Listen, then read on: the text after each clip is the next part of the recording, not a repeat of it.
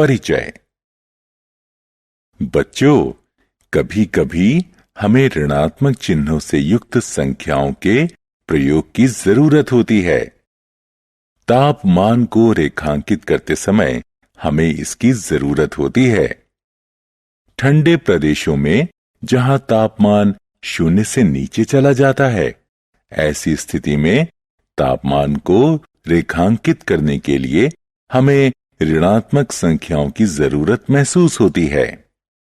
इस पाठ में हम लोग ऋणात्मक, धनात्मक एवं पूर्ण संख्याओं के समूह, जो पूर्णांक भी कहलाते हैं, उनके बारे में सीखेंगे।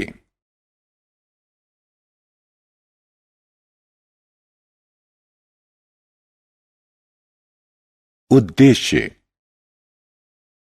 इस पाठ के अंत में आप निम्न करने में सक्षम हो जाएंगे: पूर्णांकों को परिभाषित करना, पूर्णांकों को संख्या रेखा पर वर्णन करना,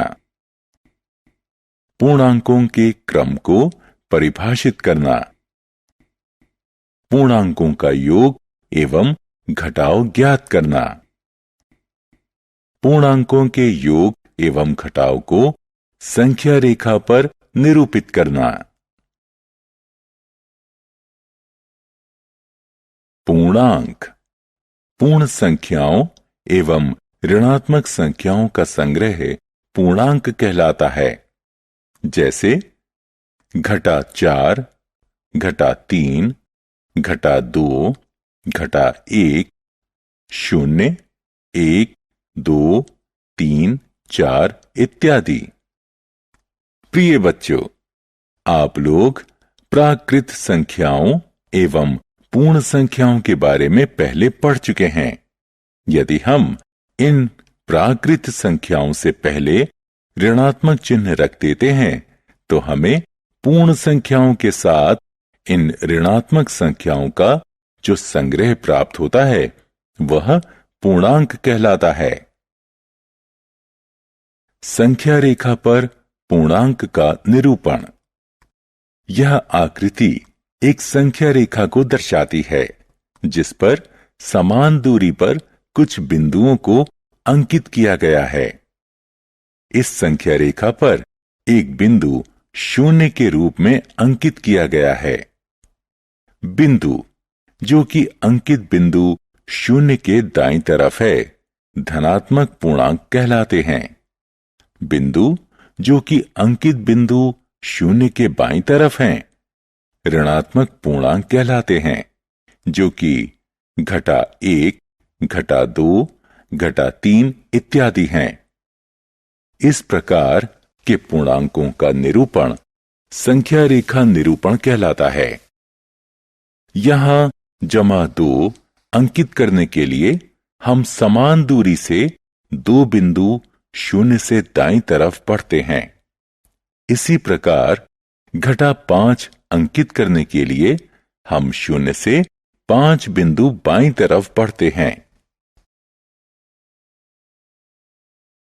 पूर्णांकों का क्रम। एक बार पुनः संख्या रेखा पर अंकित पूर्णांकों का अध्ययन करते हैं। हम जानते हैं कि संख्या 9 संख्या 5 से बड़ी है। अब जबकि हम संख्या रेखा को देखते हैं, तो ज्ञात होता है कि संख्या 9 संख्या 5 से 4 अंक दाईं तरफ की दूरी पर है। इसी प्रकार संख्या 5 0 से बड़ी है, इसलिए यह 0 से दाईं तरफ है। चूंकि 0 घटा 2 से दाईं तरफ है, अतः यह घटा 2 से बड़ी है। इसी प्रकार घटा 2 घटा 7 से दाईं तरफ है, अतः घटा 2 घटा 7 से बड़ी है। इस प्रकार हम देखते हैं कि संख्या रेखा पर बड़ी संख्या दाईं तरफ अंकित की गई है तथा अपेक्षाकृत छोटी संख्या संख्या रेखा पर बाईं तरफ अंकित की गई है।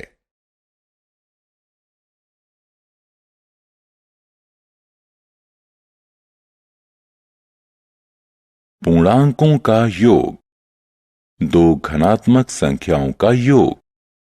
उदाहरण, एक लड़का सीढ़ियों पर चढ़ता है। वह 6 पायदान ऊपर चढ़ता है एवं थोड़ी देर ठहरकर पुनः 4 पायदान और ऊपर की ओर चढ़ता है। तो वह लड़का सतह से कितनी पायदान ऊपर चढ़ता है? हल, आप देख सकते हैं कि उसने कुल मिलाकर 6 जमा 4 पायदान चढ़े हैं, जो कि 10 पायदानों के बराबर होते हैं। दो ऋणात्मक संख्याओं का योग। उदाहरण, एक खेल जिसमें आपको कागज की कुछ पर्चियों में से 2 पर्ची चुनना है जिस पर संख्याएं अंकित हैं। आपको चुनी हुई दोनों पर्चियों के ऊपर अंकित संख्याओं का योग निकालना है। मान लें, अगर आपको संख्या क्रमशः -2 एवं -5 मिलती है, तो बताइए इन दोनों संख्याओं का योग क्या होगा? यह होगा -7 के बराबर। दो पूर्णांकों का योग। उदाहरण, मान लीजिए ऊपर दिए गए खेल में आपको संख्या क्रमशः -5 एवं -9 दो पर्चियों पर प्राप्त होती है, तो उनका योग क्या होगा? जी हां, उनका योग -4 होगा।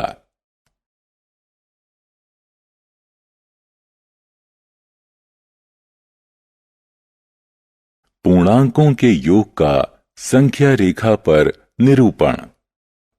प्यारे बच्चों, अब हम संख्या रेखा पर किन्हीं दो पूर्णांकों का योग करना सीखेंगे।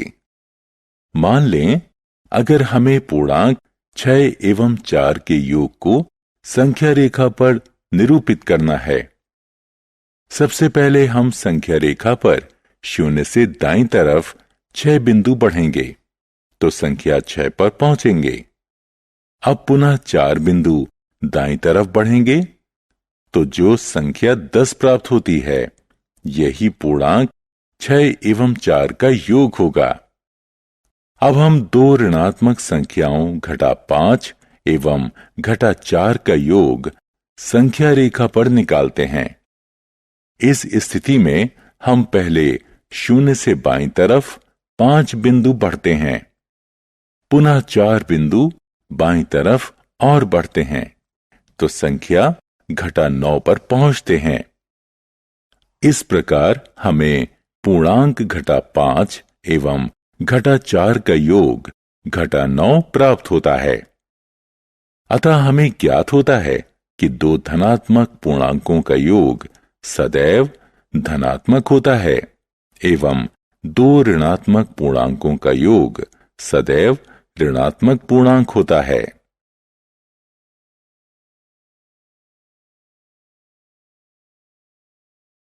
योग व्युत्क्रम। मान लीजिए कोई चींटी 3 बिंदु 0 से दाईं तरफ रेंगती है तथा वापस रेंगते हुए उसी बिंदु पर आ जाती है, तो बताएं वो कहां तक पहुंचती है? आप देख सकते हैं कि यह 0 पर है। इसी प्रकार 2 एवं -2 को जोड़ते हैं तो योग 0 होता है। यदि हम 3 एवं -3, 4 एवं -4 इत्यादि का योग 0 होता है। अतः ये सभी पूर्णांक आपस में योग व्युत्क्रम कहलाते हैं।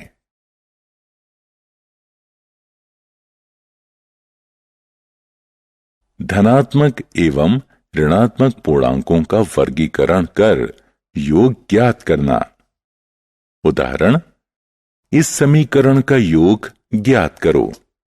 हल, इसे अच्छी तरह समझने के लिए हम इस पर आधारित एक उदाहरण की मदद लेंगे।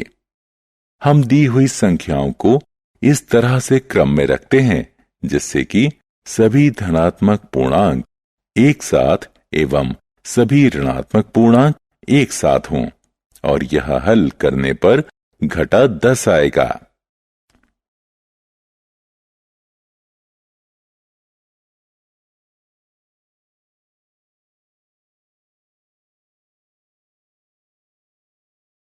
ऋणात्मक पूर्णांकों का घटाव। उदाहरण, घटा 10 में से घटा 5 को घटाओ। हल। अब हम संख्या रेखा का प्रयोग कर घटा 10 घटा कोष्ठक में घटा 5 का मान ज्ञात करते हैं। यह घटा 10 जमा 5 की तरह ही है। सबसे पहले हम घटा 10 से शुरू करके 5 बिंदु दाईं तरफ चलते हैं तो संख्या रेखा पर अंकित पूर्णांक घटा 5 पर पहुंचते हैं।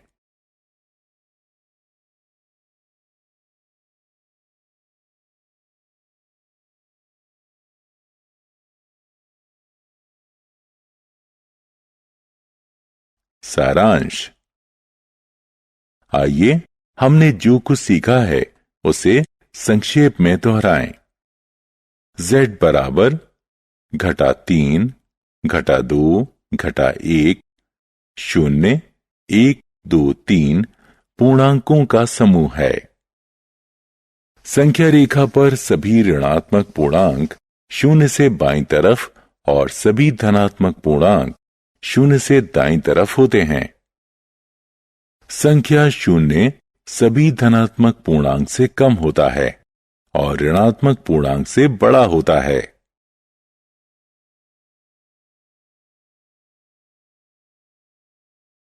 पूर्णांकों के जोड़ एवं घटाव। 1. जब दो धनात्मक पूर्णांक को जोड़ा जाता है हमें एक धनात्मक पूर्णांक प्राप्त होता है। जब दो ऋणात्मक पूर्णांकों को जोड़ा जाता है हमें एक ऋणात्मक पूर्णांक प्राप्त होता है। जब एक धनात्मक एवं एक ऋणात्मक पूर्णांक को जोड़ा व घटाया जाता है तो हमेशा बड़ी संख्या का चिन्ह लगाया जाता है। एक पूर्णांक का घटाव उसके योग व्युत्क्रम के योग के समान होता है।